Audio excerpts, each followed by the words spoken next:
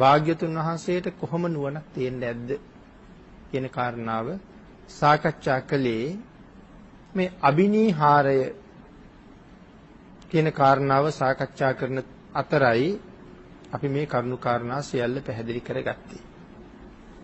එන්න මේ අබිනීහාරය මහා අබිනීහාරය manussත්තං ලිංග සම්පatti හේතු සත්තාර දස්සනං පබ්බජ්ජා ගුණ සම්පatti අධිකාරෝච ඡන්දතා අට්ඨ ධම්ම සමෝදානං අබිනීහාරෝ සමිජ්ජති කියන මේ ගාථා රත්නය අපි ඒ ප්‍රමාණයෙන් සාකච්ඡා කරලා ඉවර කළා.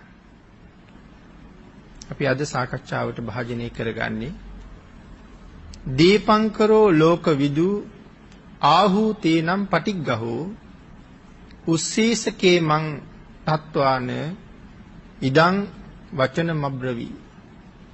මේ ගාථාව ඉඳලා තමයි මේ සාකච්ඡා කරන්නේ 59 වෙනි ගාථාව. සුමේද කතා පැහැදිලි කරන තැන. මේ ගාථාවේ සඳහන් කරනවා දක්ඛිනේය හේයින් දම් පිළිගන්නා වූ කියන කාරණාව ආහූතීනං කියන කාරණාවේ සඳහන් කරන්නේ ඒකයි. දක්ඛිනේයයි. ලෝකයාගේ දානය පිළිගන්න ඊටාම සුදුසුයි. දම් පිළිගන්න සුදුසු වූ දීපංකර බුදුරජාණන් වහන්සේ දාන ශාලාවට වඩින අතරතුර තමයි සුමේද තාපසතුමා මුණ ගැහෙන්නේ. ඒ දීපංකර සර්වඥයන් වහන්සේ මාගේ හිස් දොර වැඩ සිට මෙවදන් වදාළහ. එතකොට මේ සුමේද තාපසතුමා තමයි සඳහන් කරන්නේ දානය පිළිගැනීමට අතිශයින් සුදුසු වූ දීපංකර භාග්‍යවතුන් වහන්සේ දානශාලාවට වඩින අතරතුර මාගේ හිස් දොර, ඒ කියන්නේ මගේ හිස ළඟ හිටගෙන මෙන්න මේ විදිහේ ප්‍රකාශයක් මට කළා. පස්සත ඉමං තාපසං ජටිලං උග්ගතාපනං අපරිමෙයං ඊතෝ කප්පේ බුද්ධෝ ලෝකේ භවිස්සති. පස්සත කියන්නේ බලන්න. පස්සත ඉමං ජටිලං. මහණෙනි බලන්න මේ මහා ජටිලයා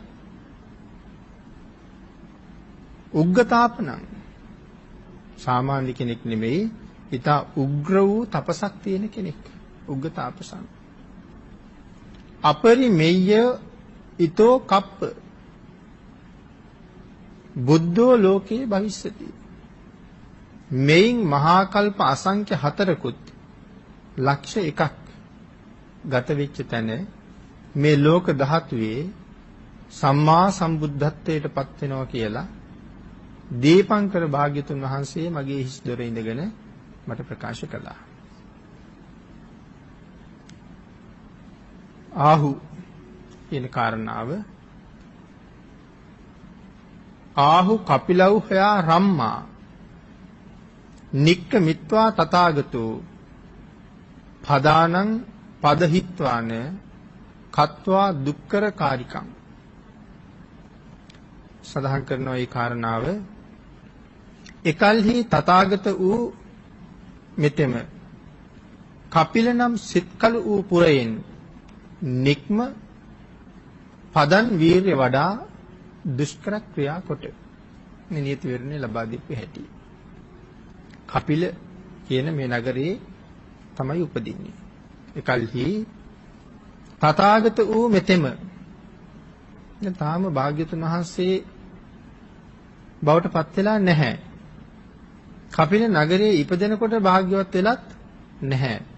නමුත් මෙතන තථාගත කියන වචනයෙන් හඳුන්වලා තියෙනවා. ඒකල තථාගත වූ මෙතෙම කපිල නම් සිත්කලු වූ පුරයෙන් ඊටාම විචිත්‍ර වූ නගරයක්. දේව නගරයක් හා සමානයි මේ කපිලවස්තුපුරය. මේ කපිලවස්තුපුරයේ නික්ම පදන් වීර්ය වඩා දුෂ්කර ක්‍රියා කොට ඊටාම වීර්යෙන් යුක්තව දුෂ්කර ක්‍රියා කළා. ඒ දුෂ්කර ක්‍රියාව අතහරිනවා. මේ ගාථා පෙළේ සඳහන් හැටියටමයි අපි සාකච්ඡා කරන්නේ. මේ කරුණු ඉදිරියට ආයෙ වෙනම සාකච්ඡා වෙනවා මෙතනම. මුලින්ම මව ගැන පියා ගැන ඒ සියලු කාරණා මෙතනම නැවත සාකච්ඡා කරනවා මේ පොතේ පෙළ තියෙන හැටි. ඊළඟට සඳහන් කරනවා අජපාල රුක්ක මූලස්මින් නිසී දිත්වා තථාගතු තත්ත පායා සමග්ගයිහ නේරංජර මුපේ හීති.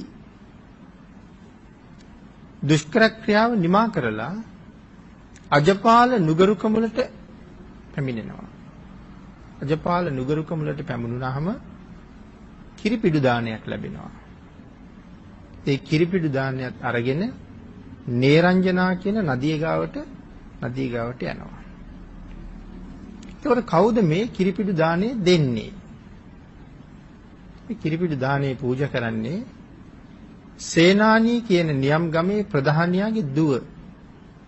එහෙම නැත්නම් සුජාතා කියන සිටු දියණිය.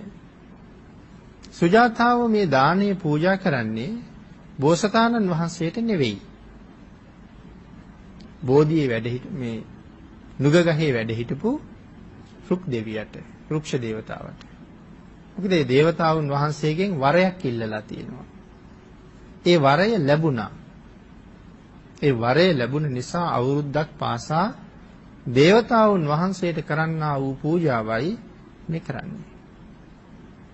එතකොට එදා උදේ පාන්දර නුගරුක මුල පිරිසිදු කරන්න ගියපු දාසිය ඇවිල්ලා කීවා ආර්යාවිනි රුක්ෂ දේවතාවුන් වහන්සේ අද බෝධි මූලයටම වැඩලා ඉන්නේ. දානේ පිළිගන්න. මොකද මේ දාසියට අදහා ගන්න බැරි රූපයක් මෙතන තියෙන්නේ.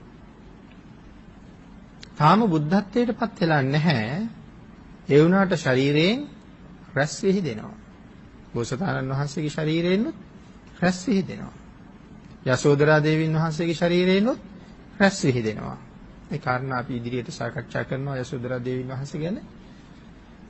බෝසතාණන් වහන්සේ රැස් විහිදි තමයි මෙතන වැඩ ඉන්නේ. දැන් මධ්‍යම ප්‍රතිපදාව අනුගමනය කරලා දාන ආහාර අනුභව කරලා කුෂ වෙලා තිබිච්ච ශරීරයේ පුෂ්ටිමත් තත්වයටපත් වෙලා මහා පුරුෂ ලක්ෂණ මතුවෙලා දෙතිස් මහා පුරුෂ ලක්ෂණ 80ක් අනු ව්‍යංජන ලක්ෂණ 216ක් මංගල ලක්ෂණ මේ සියල්ලෙන් නැවත මේ කය සපරිපූර්ණයි. එඳ විහිදෙන රැස් වලින් යුක්තයි. මේ වෙලාවේ තමයි අප්‍රමාණ ප්‍රීතියෙන් මේ කිරියාහාරය හදන්නේ. ඉතින් අපි මෙතන ටිකක් සාකච්ඡා කරමු මේ කිරියාහාරය හැදුවේ කොහොමද කියලා. මේ සාකච්ඡාව මේ සියල්ල සම්පූර්ණ සාකච්ඡා කරගෙන යන නිසා කොහොමද සුජාතාව කිරියාහාරය හැදුවේ? සඳහන් කරනවා දෙන්නු 1000ක්. කිරි දෙන්නු 1000ක්. වෙන් කරලා අරගෙන තෝරලා අරගෙන ඒ 1000ට කෑම කවන්නේ වැල්මී වනයේක. වැල්මී වනාන්තරයක තමයි කෑම කවන්නේ. එතකොට මේ කවන්න ඇත්තේ තනකොළක් තියෙන්න ඇති වැල්මී කොළ වැටිලා තියෙනවා වැල්මී වල වැල් බිමත් ගිහිල්ලා තියෙනවා. එතකොට තනකොළත් එක්ක වැල්මීත් මේගොල්ලෝ අනුභව කෙරෙව්වා. එහෙම කාලයක් මේ 1000 වැල්මී වනේ කෑම කවලා 500ක් තෝරනවා.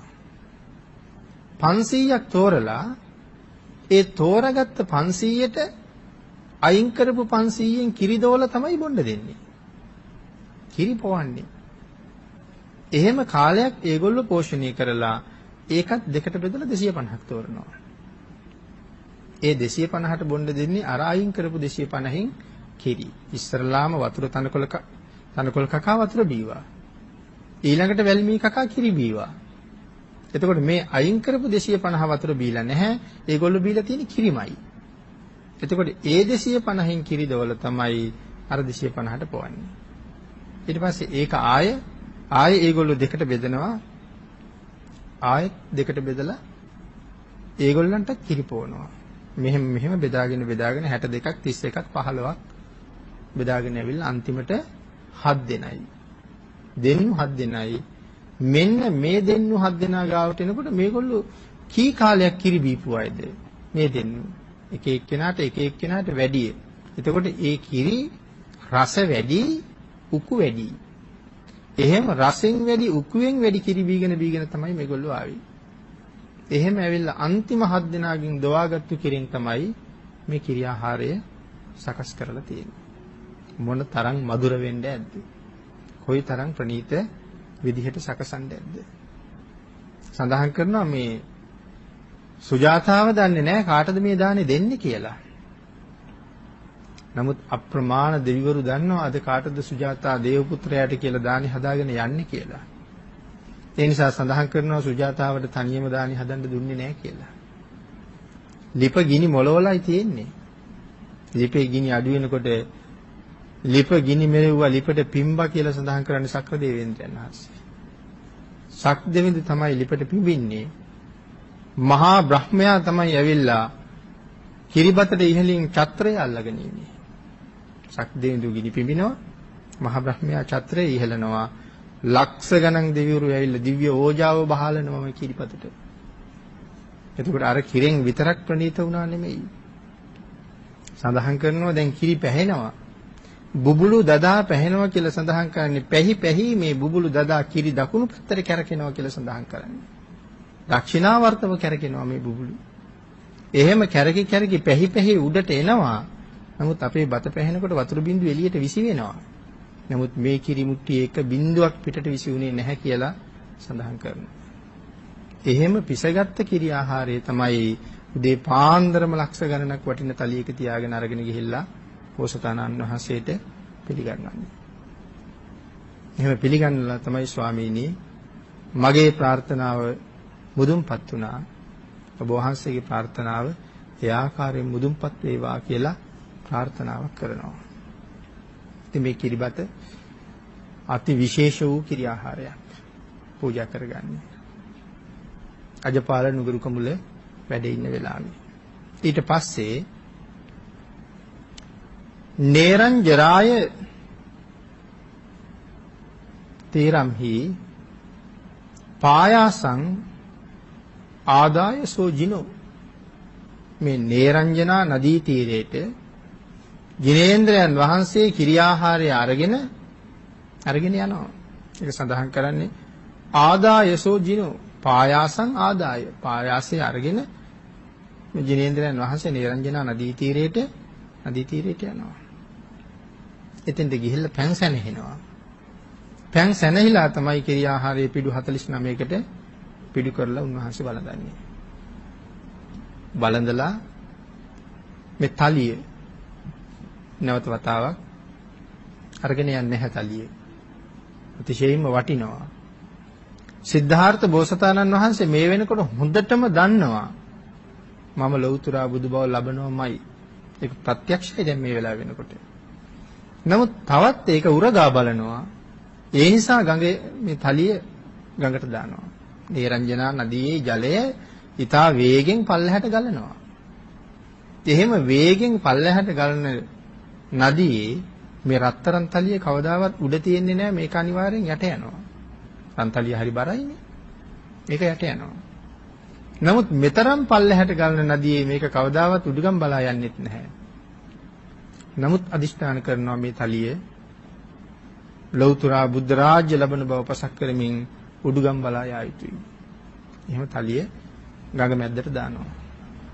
ඒක වේගෙන් පල්ලෙහාට ගලන ජල කඳත් එක්ක මේ තලිය හැමින් ගමන් ආරම්භ කරනවා උඩුගම් බලා. එකකින් තීරණය කරනවා මට ලෞතර බුද්ධ රාජ්‍ය ලැබෙනවාමයි. ඉතින් මේ තලිය ගිහිල්ලා කොහාටද වැටෙන්නේ? නාග භවනට. ඒ වැටෙනකොට මහා කාල කියන නාගරාජයා විශාල පිරිවරක් අඬගහගෙන බෝසතාණන් වහන්සේ වන්දනා කරන්න පැමිණියා කියලා සඳහන් වෙනවා. මෙතනින් ගඟෙන් එතර වෙලා තමයි බෝධි මූලයේ සොයාගෙන වඩින්නේ. මේ බෝධි මූලයේ සොයාගෙන වඩින වෙලාව දැන් අපේ කල්පනාව දුෂ්කර ක්‍රියා කරලා ඉවර වෙලා ඇවිල්ලා ගඟෙන් පැන් සැනහිලා කිරිහාර වළඳලා බෝධි මූලයට තනියම යන්න ඇති කියලා. පිළිතුරේ මේ බෝධි මූලයට යන ගමන සහ බෝධි මූලයේ වාඩි වෙන වෙලාව සරුවඥතා ඥානය ලැබෙන වෙලාව. මේක මේ බුද්ධ ජීවිතයේ මේ බුද්ධත්වයේ හොයාගෙන යන බෝධිසත්ව ජීවිතයේ අති විශිෂ්ටතම තැන. මහා කල්ප අසංඛ්‍ය 20යි ලක්ෂ එකක් පෙරම් පිරුවේ මේ මෙතෙන්ට යන්න. ඉතින් ඒක සාමාන්‍ය ගමනක් වෙන්නේ. ඒක සාමාන්‍ය ගමනක් වෙන්නේ නැහැ. මෙතෙන්ට යන්නයි මේ පෙරම් පිරුවේ. ඉතින් මෙතෙන්ට යන්න ගෙදරින් අබිනිෂ්ක්‍රමණය කරනකොට මේ මාලිගාවේ ඉන්න සියලු දෙනාම දෙවියන් විසින් එදා නිදි කෙරෙව්වා. කිසිම කෙනෙකුට අවදි වෙන්න දුන්නේ නැහැ. සියලු දෙනා නිදි කෙරෙව්වා. එහෙමනම් අර නාටිකාංගනාව තම තමන්ගේ කුටිවලට නොයවා තවත් උන්වහන්සේට මේ ලෝකෙ හැටි පසක් කරවන්න මෙතන වට්ටවල නිදි කරවන්න ඇත්තේ දේවතාවුන් වහන්සේලාමයි. තවත් කලකිරීම ඇති කරවන්න. දොරවල් අරින්න ඕනේ. කිසිම දොරක් බෝසතාණන් වහන්සේට අරින්න දුන්නේ නැහැ. ඉබේ ඇරුණ දොරවල් වලින් පිට වුණා කියලා සඳහන් කරන්නේ මේ හැම දොරක්ම අරින්නේ දෙවිවරු. සියලුම දොරවල් අරලා දෙනවා. උන්වහන්සේ අරින දොරෙන් පිට වෙනවා. පිට වෙලා වාසල් පවුරු ඔක්කොම හිර කරලා වහලායි තියෙන්නේ. බෝසතාණන් වහන්සේට කොහොමද හිතෙන්නේ එහා පැත්තට යන්න? මොකද මේ අති දැවැන්ත වාසල් පවුරු. කිසි කෙනෙකුට බින්දින්න බෑ. එකවර සේනාවල් දහසක් ආවත් ඒ දොරවල් ඇරලා යන්න බෑ. ඒ තරම් ආරක්ෂිතයි. ඒ නිසා බෝසතාණන් වහන්සේ තීරණය කරනවා අශ්වයත් අතේ තියාගෙන චන්නත් අනිත් අතට අරගෙන මම ප්‍රාකාරයෙන් එහා පැත්තට පයින්නවා. ඒ බෝසතාණන් වහන්සේගේ සිතුවිල්ල.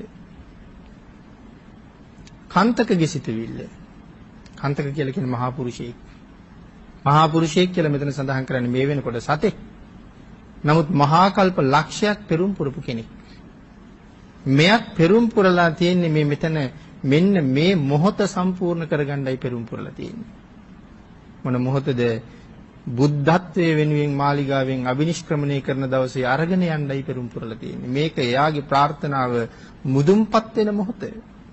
ඒ නිසා කන්තකගේ සිතුවිල්ල අට කතාවේ පැහැදිලි කරනවා බෝසතාණන් වහන්සේ පිට උඩ තියාගෙන ඊට පිටුපස්සෙන් චන්න තියාගෙන මම ප්‍රාකාරයෙන් එහා පැත්තට පයින්නවා. චන්න කියලා කියන්නේ යෝධෙක්.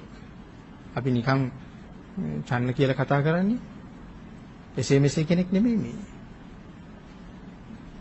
අති ගෞරවනීය නාමයක් පාවිච්චි කරලා ආමන්ත්‍රණය කරන්න ඕන කෙනෙක්. මහා කල්ප ලක්ෂයක් පෙරම් පුරලා ඉන්නේ මේ බෝසතාණන් වහන්සේගේ උපස්ථායකයන්ට. ඒ නිසා යෝධ පුරුෂයෙක් එසේ මෙසේ පුරුෂයෙක් නෙමෙයි. ඒ නිසා තීරණය කරලායි තියෙන්නේ වාසල් පවුරු වහලයි තියෙන්නේ මහ බෝසතාණන් වහන්සේ මැදුරෙන් නික්මෙන්නයි ලැහැත්තිය. වාසල් පවුරු වරින්ද ගියොත් බොහෝ දෙනාට හැරෙන්න පුළුවන්. ඒ නිසා අශ්වයා එක අල්ලක් උඩ තියාගෙන බෝසතාණන් වහන්සේ අනික් අත්ල උඩ තියාගෙන මම් ප්‍රාකාරයෙන් එහා පැත්තට පනිනවා. ඒක තමයි එයාගේ සිතුවිල්ල. නමුත් කන්තක උන්වහන්සේ අරගෙන චන්නත් අරගෙන කන්තක යනවා. කන්තක කියන්නේ වලාහක කුලයේ අශ්වයෙක්. නිසා මේ කන්තක රාජ්‍යයන් 3ක් නිකම් පහු කළා නෙමෙයි. පිම්මක් පැන්නත් නෙමෙයි කන්තක යන්නේ කෙලින්ම අහසින් වලාකුලින් යන්නේ. වලාහක කුලයේ අශ්වයෙක්. නිරංජන අනෝමා නදියේ යොදුනක් යොදුනක් පළලයි. ඉතින් මෙයා එක මහ පිම්මක් ගහලා එහා පැත්තට පැන්න නෙමෙයි එයා එන ගමන්ම ගියා එහා පැත්තට. එතකොට මේ ගමන තනියම ගියාද බෝසතාණන් වහන්සේ? චන්නයි අශ්වයයි එක විතරක් නෑ. දසදහසක් සක්වල දෙවියෝ බ්‍රහ්මයෝ තනි රකින්නවා මේ වෙලාවේ. තනියම යනවා එහෙම නෙවෙයි. තනියම යන්න දෙනවද පින්නතුනි? අම්මගේ කුසේ ඇවිල්ලා පිළිසිඳගත්ත වෙලාවේ 10000ක් සක්වල 40000ක් සතරවරන් දෙවිවරු මේ කුස රැක්කනේ. මේ කුස රැක්කේ නිකන් නෙමෙයිනේ මෙතෙන්ට අරන් යන්නනේ. ඉතින් එතකොට උන්වහන්සේට හුදකලාවේ තනියම යන්න දෙන්නේ අශ්වයාගේ පිටේ උන්වහන්සේ වඩින බව ඇත්ත. නමුත් මේ රාජ්‍යයන් 3ක් පහු කරනකන් දෙවිවරු මාර්ගයේ පහන් දල්වනවා. ඒ පහන් ආලෝකයත් එක්ක තමයි උන්වහන්සේ අනෝමා නදී තීරයට යනකන් යන්නේ. මොන තරම් ලස්සනට මාර්ගය හැදුවද මේ දෙවිවරු. නිකම් මේ කටු කැලෑ ලඳු කැලෑ අස්වෙන් රිංගගෙන මේ අශ්වයා ගියාවත් එහෙම නෙවෙයි. අතිශයින්ම සුද්ධ කරලා, ඊටාම පිරිසිදු කරලා, මල් අතුරලා, කොඩි ඉහළලා, රාත්‍රිය නිසා ආලෝකයෙන් ඉතිරෙන පහන් දැල්වලා තියෙන වෙලාවක උන්වහන්සේ මේ මාලිගාවෙන් අභිනිෂ්ක්‍රමණය කරන්නේ. නිකම්ම දාලා යනවා එහෙම නෙවෙයි. එහෙම අභිනිෂ්ක්‍රමණය කරලා උන්වහන්සේ ගිහිල්ලා තමයි එහෙමනම් ඊටත් ඉහළයි අන්තිම වෙලාවේ බෝධි මූලයට වඩින වෙලාව. කෝටි ගණන් ප්‍රකෝටි ගණන් දෙවිවරු පිරිවරාගෙන. මහා කාල නාගරාජයා විශාල පිරිසක් අරගෙන ඇවිල්ලා වන්දනා කරන්නේ. මාර්ගය සුද්ධ කරලා තියෙන දෙවිවරු.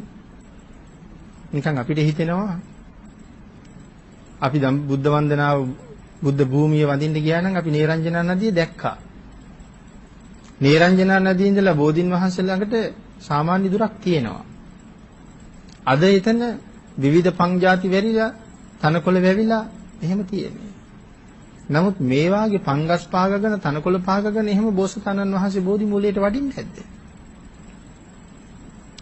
මාර්ගය සුද්ධ කරලා, මාර්ගය සමතලා කරලා, සුදු වැලි ඉහලා, මල් පාවඩ එල්ලලා, සුවඳ පැන් ඉහලා, කොඩි එල්ලලා, ඡත්‍ර ඉහළලා මේ වෙලාවේ තියෙන්නේ.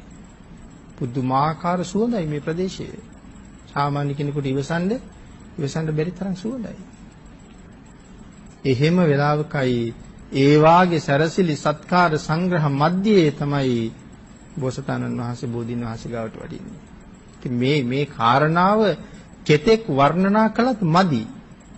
වර්ණනා කරලා ඉවර කරන්නත් බෑ. මොකද මේ මුලින් සඳහන් කළා වගේ මහා කල්ප අසංඛ්‍ය 20යි ලක්ෂ එකක ප්‍රාර්ථනාව මුදුන්පත් කරන ගමනටයි මේ පිටත් වෙන්නේ. ඉතින් මේ කාරණාව අපි තව සාකච්ඡා කළ යුතුයි.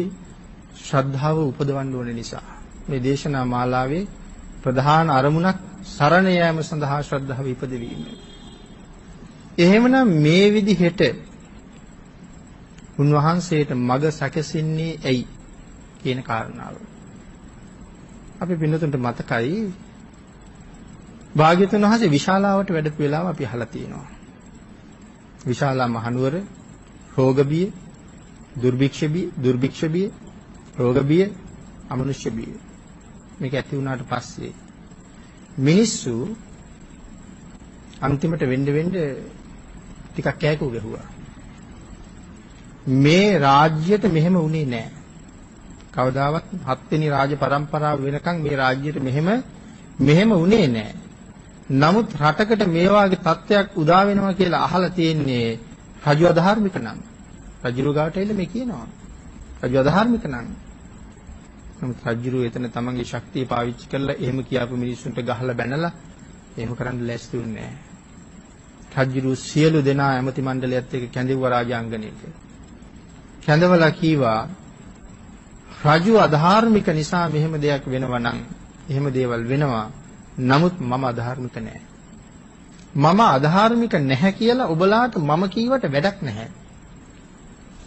ඔබලාට යම්සේ මා පිළිබඳව හොයන්න පැතිකඩවල් තියෙනවා නම් ඒ සියලු ක්‍රමයන් ඔස්සේ පැතිකඩවල් ඔස්සේ මාගේ නොමනා ක්‍රියාවක් තියෙනවා නම් ඒක මට හොයලා පෙන්නන්න. ඒක සියලු දෙනාට ඒ සඳහා අවසර තියෙනවා. ඉතින් මේ රජුරුවන්ගේ මෙන්න මේ ක්‍රියාවේ අඩුපාඩුවක් වරදක් දෝෂයක් තියෙනවා කියලා පෙන්වන්න අබ්බමල් රේණුකින්වත් හම්බෙන්නේ නැහැ. රජු ඒ තරම් ධර්මිෂ්ඨයි, ධාර්මිකයි. ආන්ගේ ධාර්මික රජු ඇතුළු පිරිස ඊළඟට සාකච්ඡා කරනවා මේකට එහෙනම් අපි කුමක් කරමුද? මේ ඇතිලා තියෙන විසනේට. සමහර අය සඳහන් කළා දේව පූජාවක් තියෙනවා. සමහර අය සඳහන් කළා දෙවියන්ට ස්තුති පූජාවක් කරමු, මේ කවි හදලා ස්තුති කරමු. බලිබිලි පූජා තියමු. මේ එක එක්කෙනා එක එක යෝජනා අරගෙන ආවා. මෙතන ඉන්නවා මහාලි ලිච්ඡවි කියන රජුරු. මහාලි ලිච්ඡවි බිම්බිසාර රජුරුවත් එක්ක එක දවසක් බුදුන් වඳින්න ගිහිල්ලා සෝවන් වෙලා ඉන්නේ. ඒ නිසා මහාලි ලිච්ඡවි රජතුමා යෝජනාවක් කරනවා නැහැ. අපි බුදුරජාණන් වහන්සේ වැඩමවමු. අපේ රටට භාග්‍යතුන් වහන්සේ වැඩමවමු. මම හිතනවා භාග්‍යතුන් වහන්සේ වැඩියොත් මේ සියලු ප්‍රශ්න එසනින් නිමා වෙනවා කියලා. ඒ වෙලාවේදී සාකච්ඡා කළා කොහොමද භාග්‍යතුන් වහන්සේ වැඩමවන්නේ? භාග්‍යතුන් වහන්සේ වැඩමවන්න නම් රජුරු කියනවා බිම්බිසාර රජුරු භාග්‍යතුන් වහන්සේත් එක්ක බොහොම සමීපයි. ඒ නිසා අපි යමු. ගිහලා බිම්බිසාර රජුරවන්ට මතක් කරමු අපි කෙරෙහි අනුකම්පාවෙන් භාග්‍යතුන් වහන්සේට මේ ආරාධනාව කරන්න කියලා. විශාලාවේ මහරජු ප්‍රධානියා අවශ්‍ය සියලු පඳුරු පාකුඩම් ලිච්ඡවි රජතුමාටත් මේ රාජ්‍යයේ පුරোহিত බ්‍රාහ්මණයාගේ පුතාටත් දීලා ඒ දෙන්නට කිව්වා ඔය දෙන්න ගිහිල්ලා බිම්බිසාර රජුරන්ට මේ කාරණාව කියලා රජුරුවත් එක්ක ගිහිල්ලා භාග්‍යතුන් වහන්සේට ආරාධනා කරා. බිම්බිසාර රජුරන්ට ගිහිල්ලා කතාව කීවා. අපේ රට මෙහිම ව්‍යසනයකටපත් වෙලා මහරජා අපට අනුකම්පා කරලා භාග්‍යතුන් වහන්සේට ආරාධනාවක් කර දෙන්න කියලා. බිම්බිසාර රජු කැමති නැද්ද කොහෙද භාග්‍යතුන් වහන්සේ විශාලාවට වඩිනවට? උඹලගේ ආරාධනාව උඹලම කරගනින්න කිව්වා. අකමැත්තෙන් වාගේ. ඊට පස්සේ තීරණය කළා කමන්නේ අපි දෙන්න යන්. භාග්‍යතුන් වහන්සේ වැඩිය දැකලා නැති වුණාට භාග්‍යතුන් වහන්සේ මහා කාරුණිකයි. භාග්‍යතුන් වහන්සේ අපි දෙන්නගේ ආරාධනාව ඉවසයි. ගිහිල්ලා භාග්‍යතුන් වහන්සේට ආරාධනා කළා. භාග්‍යතුන් වහන්සේ ආරාධනාව පිළිගත්තා. මේ දෙන්නට හරි සතුටුයි.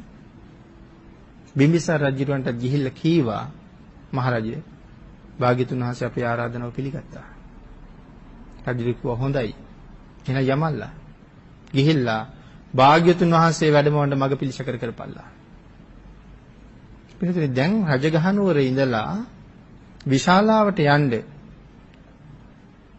මේ ගඟ තරණය කරන්න ඕනේ. ගංගානම් ගඟ තරණය කරන්න ඕනේ. යදුනක් පළලයි ගඟ. රජගහනුවර ඉඳලා ගඟ ගාවට යදුන් 5ක් දුරයි. රජුරු යනවා බුදුරජාණන් වහන්සේ ගාවට.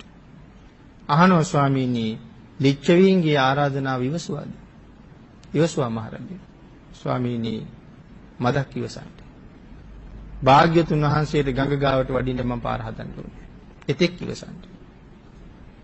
රජුරු පිරිස් සමග රජගහනුවර ඉඳලා ගංගා නදිය ගාවට එනකන් යොදුන් 5ක් සම්පූර්ණ මාර්ගයේ තනකොළ කොම ඉවත් කරලා පිරිසිදු කරනවා.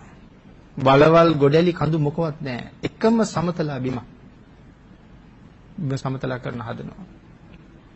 හදලා මේ යොදුන් 5ම යොදුනක් කියලා කියන්නේ අද හැටියට අපි 7ක්ම 16ක්.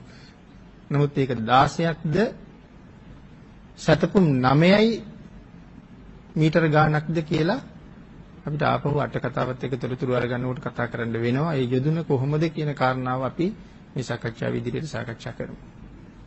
අපි හිතමුකෝ 10ක් කියලා. 7ක්ම 10යි. 7ක්ම 10ක් වුණොත් 7ක්ම 50ක් වෙනවා. යොදුන් 5යි කියලා කියන්නේ සතපුම් 50ක් වෙනවනේ. එතකොට සතපුම් 50ක මග මේ හදන්නේ. සම්පූර්ණ සමතලා කරන එක ගැට්ටක් එක වලක් නැහැ. සමතලා කරලා සම්පූර්ණයෙන්ම සුදු වැලි අතුරනවා. සුදු වැලි අතුරලා මග දෙපස මල් වැල්, කොඩි වැල් එල්ලලා මග පිළියෙල කරනවා. පිරිසිදු කරලායි තියෙන්නේ. ඊට අමතරව ලැහැත්ති කරලා තියෙන කුඩ ඡත්‍ර දරන්න. භාග්‍යවතුන් වහන්සේට කුඩ දෙකක් එකට තියලා ඡත්‍රයක් හදලා තියෙන්නේ. කුඩයක් උඩින් කුඩයක් ඉහළෙනවා. භාග්‍යවතුන් වහන්සේට. මේ ගමනට රහතන් වහන්සේලා 500කුත් ඉන්නවා. රහතන් වහන්සේලාට එක කුඩිය තියෙනවා. මාර්ගය හදලා ආරාධනා කරන ස්වාමීනි වඩින්න කාලය හොඳයි. භාග්‍යවතුන් වහන්සේ විහාරයෙන් එළියට බහලා රජ්ජුරුව හදාපු මාර්ගයට පා තබනවත් සමගම රාජ්‍ය සකස් කරපු මල් රජ්ජුරුව පාරේ අතුරනවා. කොච්චර මල් ඇතුරුවාද කියනවා නම් පින්නතුනි සඳහන් කරනවා භාග්‍යවතුන් වහන්සේගේ ධන මඩල ගාවට මල් වල යට යනවා කියලා. ඒ තරම් මාර්ගයේ මල් ඇතුරලා යොදුන් 5ක යොදුන් පහේ විහාර පහක් හදලා තියෙනවා. යොදුනින් යොදුන භාග්‍යතුන් වහන්සේට ගිමන් හැර හැර වඩින්න. ඒ කියන්නේ ගඟ ගාවට වඩින්න දවස් 5ක් යනවා. යොදුනක් වැඩමවනවා, විහාරයක නවත්තනවා, මහ දම් පූජා කරනවා, පහවදා ඊළඟ යොදුන වැඩමවනවා, විහාරයක නවතිනවා, මහ දම් පූජා කරනවා. මෙහෙම මහා විස්තර කරන්න බැරි අසීමාන්තික පූජාවක් කරන්නේ බිම්බිසාර රජු. ඒ පූජාව කර පස්වෙනි දවසේ භාග්‍යතුන් වහන්සේ ගඟ ගාවට වැඩමවනවා. ගඟ ගාව විහාරේ නතර කරලා රජු නැව් දෙකක් එකට කරලා බැඳලා නැව් දෙක එක නැවක් කරලා තියෙන්නේ. නැව් දෙකක් එකට අල්ලලා බැඳලා නැව් දෙක එකක් කරලා තියෙන්නේ. එකක් කරලා මේ නැව් අතර ආසනයක් පනවනවා භාග්‍යතුන් වහන්සේට. මේ ආසනේ ඝන රත්තරන්. ආසනේ පාද මේ සියලුම දේවල් ඝන රත්තරන්ින් නිර්මාණය කරලා තියෙනවා. භාග්‍යතුන් වහන්සේ එදා තිබිච්ච වටිනාම පළස් එළලා මේ ආසනේ මත වඩා හිඳවලා. හරි ලස්සන කතාවක් භාග්‍යතුන් වහන්සේ නැවේ වඩිනවා. අපි කවදාවත් අහලත් නැහැ එහෙම දේවල්. භාග්‍යතුන් වහන්සේ නැවක වඩිනවා. මේ ඇහි පිල්ලම් ගහන මාත්‍රයට හැපතට වඩින්න පුළුවන්. සිතවිලි මාත්‍රයට ඇහි පිල්ලම් ගහන්න ඕනේ. නමුත් බිම්බිසාර රජු හදාපු නැවේ තමයි වඩින්නේ. භාග්‍යතුන් වහන්සේ ආසනේ වැඩ ඉන්නවා. රහතන් වහන්සේලා 500 වටේට වැඩ ඉන්නවා. මේ නැවත් මල් වලින් සුවඳවත් කරලා කොඩි එල්ලලා අති විචිත්‍රයි මේ දිව්‍ය විමානයක් වගේ නැව. දැන් නැව හෙමින් ගමන් ආරම්භ කරලා තියෙනවා විශාලාවට. රජුරු නැව පිටිපස්සෙන් කරවටක් එනකන් ගංගා ගඟේ බහිනවා. බැහැලා විතරක් නතර වෙන්නේ නැහැ. රජුරු බුදුරජාණන් වහන්සේට අඬ ගහනවා. මොකද කරවටක් එහාට රජුරන්ට යන්න බෑ එතනින් එහාට. අඬ ගහනවා බුදුරජාණන් වහන්සේට. ස්වාමීනි භාග්‍යතුන් වහන්සේ ඔබ වහන්සේ යම්සේ රජගහ නුවරට වඩිනා තාක්කල් ස්වාමීනි බිම්බිසාර ගම් ඉවුරට වෙලා බලාගෙන ඉන්නවා. ඒ විදිහට අඬ ගහනවා. අඬ ගහ කියනවා යන්නේ නෑ මං වඩින්න ආපහු. එහෙම ආමන්ත්‍රණය කරලා එයින් එහාට පණිවිඩයක් අරිනවා විශාලා මහනුවරයට භාග්‍යතුන් වහන්සේ වඩිනවා පෙරමගට ඇවිල්ලා පිළිගන්නilla කියලා. විශාලා මහනුවර කට්ටිය ඒගොල්ලොත් කරවටක් බැහැලා නැව අරගෙන ගොඩබිමට යනවා. හැබැයි රජුරු ආරාධනාව කරන්න චුට්ටක් මෙලි කෙරුවානේ. ඒ නිසා විශාලාවේ රජවරු කල්පනා කරනවා යම්සේ බිම්බිසාර රජුරු භාග්‍යතුන් වහන්සේට පූජාවක් කළාද ගඟ ගාවට එනකන් ඊට වැඩි පූජාවක් අපි කරන්න ඕනේ. එහෙම තීරණය කළා. දැන් විශාලාවට වඩින්න තියෙන යොදුන් 3යි. බිම්බිසාර රජුරු යොදුන් 5ක් තිබුණා. දැන් වඩින්න තියෙන්නේ යොදුන් 3යි. සඳහන් කරන විශාලාවේ ලිච්ඡවි රජවරු භාග්‍යවතුන් වහන්සේගේ හිසට ඉහළින් කුඩ 4යි. රහතන් වහන්සේලාගේ හිසට ඉහළින් කුඩ 2යි. මාර්ගය හදලායි තියෙන්නේ. සුදු වැලිය අතුරලායි තියෙන්නේ. මල් ඉහළයි තියෙන්නේ. සුවඳ ඉහළ තියෙන්නේ. පහන් දැල්වලා තියෙන්නේ. කොඩි එල්ලලා තියෙන්නේ. ඡත්‍ර දරලායි තියෙන්නේ. භාග්‍යවතුන් වහන්සේ බොහොම පරිස්සමෙන් මේගොල්ලෝ අපමණ ප්‍රීතියෙන් ශ්‍රද්ධාවෙන් නැවෙන් බස ගන්නවා. නැවෙන් බැහැලා විශාලා රාජ්‍යයට සිරිපතුල තියනවා සමග ධාරානිපාත වර්ෂය ඇදහැලෙන්න පටන් ගන්නවා. ඒ වර්ෂය ඇදහැලිලා නැගෙන ජල ධාරාව පළවෙනි ජල ධාරාව මිනිස්සුන්ගේ දණිහ ගාවට වතුර ගලනවා. ඊළඟ ජල ධාරාව මිනිස්සුන්ගේ කලවතෙක් ගලනවා. ඊළඟ ජල ධාරාව මිනිස්සුන්ගේ ඉනතෙක් ගලාගෙන එනවා. මෙන්න මේ ජල ධාරා තුනෙන් විශාලාවේ තිබිච්ච සියලුම මලකුණු හොදලා ගෙනහිල්ලා ගඟට දානවා. විශාලාව අති පිරිසිදු භූමියක් බවට පත් වෙනවා. ඉන් පස්සේ මේගොල්ලොත් යොදුන් 3 විහාර 3ක් හදලා තියෙනවා. භාග්‍යතුන් වහන්සේ වැඩමවලා මේ විහාර 3 දවස් 3කට නවත්ත මහ දම් පූජා කර භාග්‍යතුන් වහන්සේ වැඩමවගෙන යනවා විශාලා මහනුවරට. වැඩමවගෙන ගිහිල්ලා දැන් මලකුණු නැහැ. පිරිසිදුයි. භාග්‍යතුන් වහන්සේ වඩිනවා. භාග්‍යතුන් වහන්සේ තනියම වඩිනව නෙමෙයි. දිව්‍ය බ්‍රහ්මයෝ අහසේ පිරීලා ඉන්නේ. ශක්‍ර දේවේන්ද්‍රයන් වහන්සේ, සතරවරම් දෙවිවරු. ඒ අතර මහා ප්‍රතාපවත් වූ දිව්‍ය පුත්‍රයෝ විශාලාවට වඩිනවා. භාග්‍යතුන් වහන්සේ වඩිනකොට ඉන්නත් බෑ අමනුෂ්‍යයන්ට. මේ ප්‍රතාපවත් දිව්‍ය පුත්‍රයෝ වඩිනකොට අමනුෂ්‍යයන්ට ඉන්න බෑ. හිස් ලූලු වත පලා යනවා. අමනුෂ්‍ය බියකුත් තිබුණනේ. ඉස්ලූලුවත් පලා යනවා. භාග්‍යතුන් වහන්සේ මෙන්න මේ වෙලාවේ ආනන්ද ස්වාමීන් වහන්සේට ආමන්ත්‍රණය කරලා ආනන්ද ස්වාමීන් වහන්සේට රතන සූත්‍රය උගන්වනවා. රතන සූත්‍රය ආනන්ද ස්වාමීන් වහන්සේට උගන්වලා මතක් කරනවා ආනන්ද මේ විශාලා මහනුවර තුන් වාසල් පවුරු අතර මේ සූත්‍රය කියා මේ පැන් ඉහින්ද කියලා මතක් කළා. උන්වහන්සේ ශෛලමය පාත්‍රයක් භාග්‍යතුන් වහන්සේගේ පාත්‍රය ශෛලමය පාත්‍රය අරගෙන පැන් පුරවගෙන රජවරුත් රාජකුමාරවරුත් එක්ක තුන් යම් රාත්‍රියේ පුරාම මේ වාසල් පවුරු අතර වැඩම කර කර රතන සූත්‍රය දේශනා කරනවා. රුවන් සූත්‍රය අති බලගත් සූත්‍රයක්. කල්ප ලක්ෂයක් තම බුද්ධාන්තරේ නිමා වුණත් බල පිහිටනවා. ඒ තරම් බල තියෙන පිරිතක් රතන සූත්‍රයේ. භාග්‍යතුන් වහන්සේ ලිච්ඡවීන් ආරාධනා කරනකොට මේක දන්නවා. මේ සූත්‍රයේ විශාලාවේ දේශනා කරලා ඉවර කරනකොට 84000ක් ප්‍රාණීන් මගපල ලබන බවත් භාග්‍යතුන් වහන්සේ දන්නවා. ඒ නිසා ආරාධනාව බාර ගන්නකොට මේ සියල්ල භාග්‍යතුන් වහන්සේ තීරණය කරලා තියෙන්නේ. එhmenan ආනන්ද ස්වාමීන් වහන්සේ පාත්‍රයත් අරගෙන පැන් ඉහිඳ ගිහිල්ලා මේ විදිහට කල්පනා කරනවා. දීපංකර බෝසතාණන් වහන්සේගෙන් මගේ භාග්‍යතුන් වහන්සේ යම්සේ නීති විවරණ ලැබුවාද එදා ඉඳලා පාරමිතා උපපාරමිතා පරමත්ත පාරමිතා හැටියට මේ දස පාරමී සමත්‍රිසත් පාරමී හැටියට පාරමිතා 30ක් සම්පූර්ණ කරපු බව සත්‍යයි. ඊළඟට සඳහන් කරනවා පංච මහා පරිත්‍යාග ලෝකත්ත පරිත්‍යාග චරියත්ත පරිත්‍යාග ඥානත්ත පරිත්‍යාග බුද්ධිචර්යා පිළිසිඳීම ඒ කියන්නේ කුස පිළිසිඳ ගත්ත වෙලාව අර ටික සම්පූර්ණ කරලා දැන් ඒ පාරමී ඔක්කොම ඉවර කරලා දැන් පිළිසිඳීම ප්‍රථමයෙන්ම කුස පිළිසිඳ ගැනීම කුසෙන් බිහිවීම මහා විනිශ්ක්‍රමණය කිරීම පදන් වීර්ය වැඩිම පදන් වීර්ය වැඩිම සහ මාර විජය කියලා මෙතන සඳහන් කරන්නේ මාරයා පරාජය කරපු අවස්ථාව.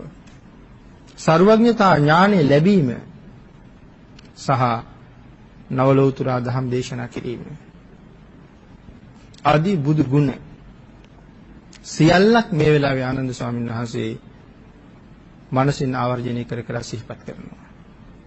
අන්න ඒ මහා ගුණවල සත්‍යයෙන් සෝපත් වෙන්නයි මේ පිරිත දේශනා කරන්නේ. පිළිතුරු සඳහන් කරනවා යං කිංචි විත්තං කියලා සඳහන් කරනවත් සමගම එහෙම සඳහන් කරලා පැන් ඉහිනවත් සමගම මේ අමනුෂ්‍යයන්ට යං කිංචි විත්තං කියන ගාථාවේ මේ පදේ සඳහන් කරනවත් එක්කම අමනුෂ්‍යයන්ට ඉන්න බෑ.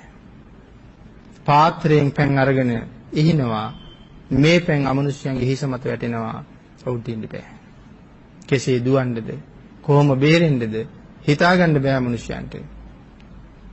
බිත්ති කොනවල් වල ඉන්න අය, ගෙවල් පිටිපස්සේ ඉන්න අය, කුණු ගොඩවල් වල ඉන්න අය බිඳගෙන දුවනවා. සමහර අයට දුවන්න මග නෑ. ඒ නිසා සඳහන් කරනවා පවුරු වාසල් බිඳගෙන මනුෂ්‍යෝ දීවා කියලා. ඊළඟට නැවත වතාවක් යං කිංචි කියලා ප්‍රකාශ කරමින් පැන් ඉහිනකොට ඒ රිදීවන් පැන් බිඳුව අහසට විසි වෙලා දැනට විශාලාවේ රෝගීව ඉන්න අය කොච්චරද සියලුම දෙනාගේ ඇඟට වැටෙන්න පටන් ගත්තා කියලා සඳහන් කරනවා.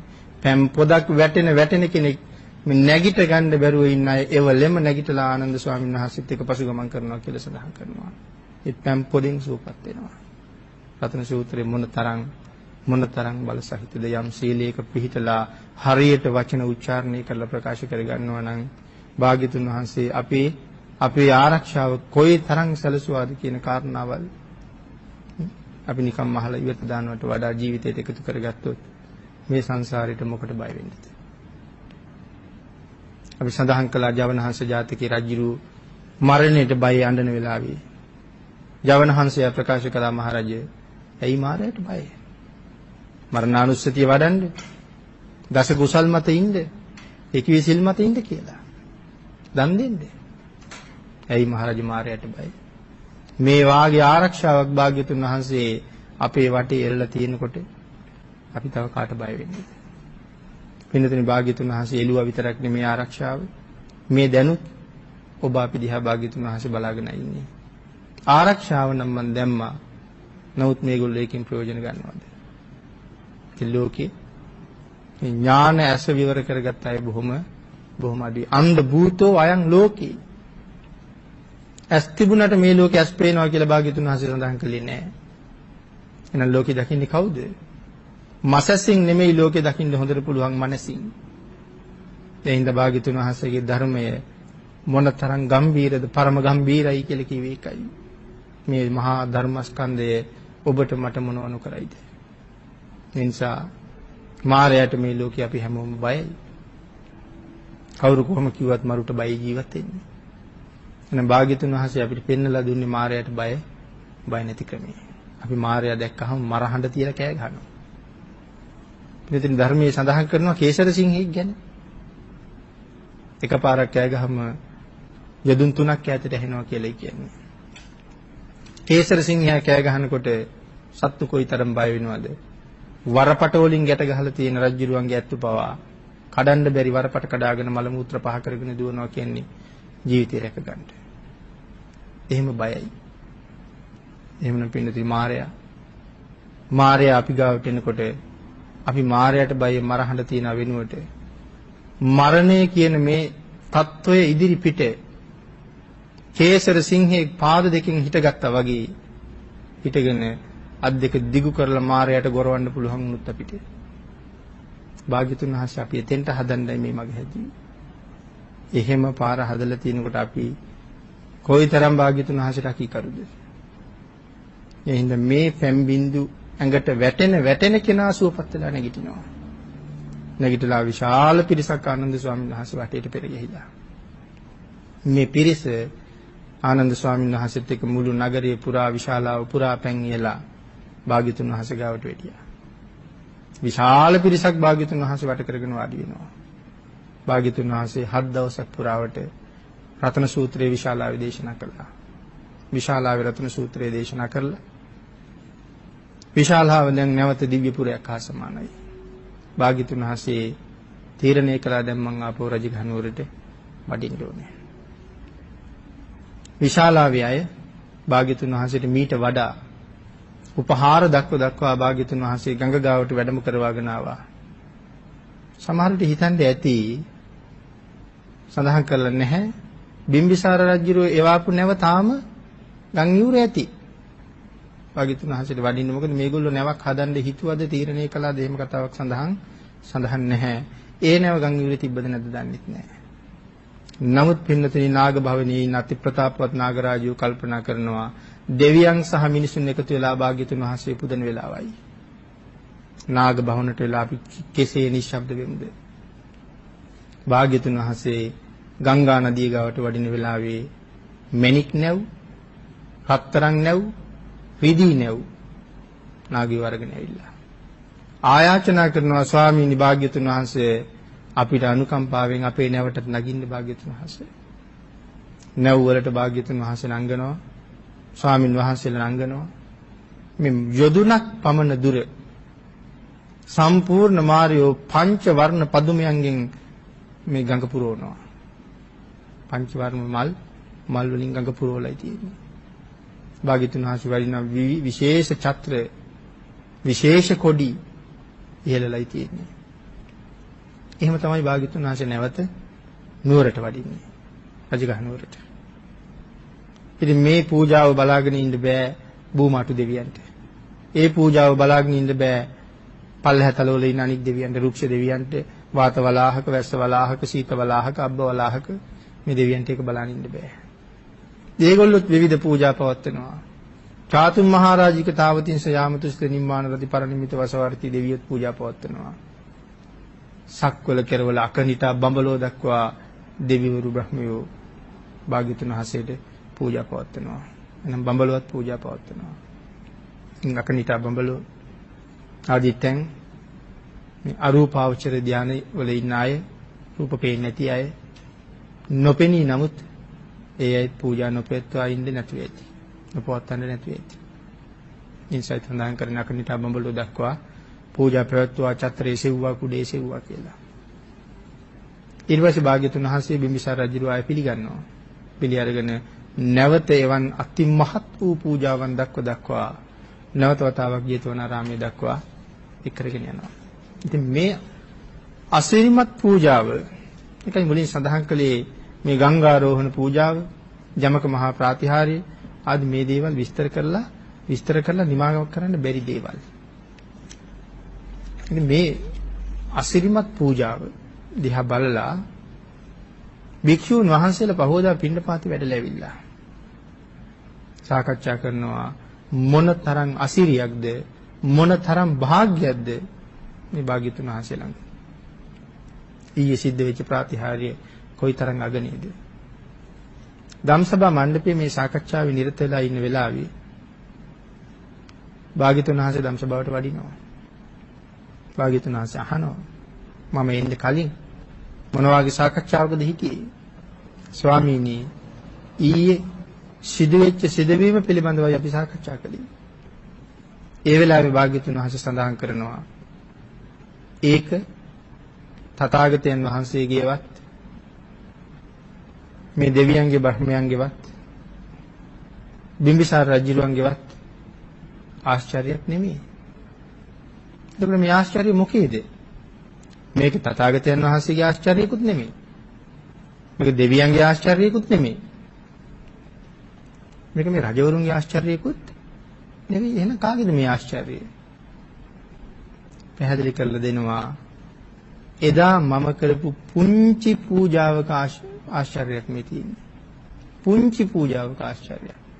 ඒක පුංචි කියලා කියන්නේ උන්වහන්සේ කරලා තියෙන පූජාවල් එක්ක පුංචි පූජාවක්.